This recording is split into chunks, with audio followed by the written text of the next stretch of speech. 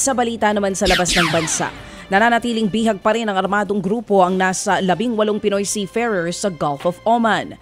Sa kabila naman yan, kinumpirma ni Foreign Affairs Secretary Enrique Manalo na nasa maayos ang lagay ng ating mga kababayan.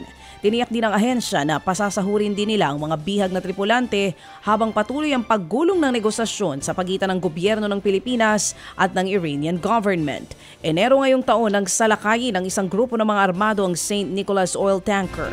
Ayon sa ulat, pagpapakita ng ganti sa Amerika ang motibo sa ginawang pagsalakay ng nasabing grupo. Sinalakay din po naman ng Israeli forces ang isa sa pinakamalaking ospital na nanatiling bukas ang operasyon sa Gaza Strip.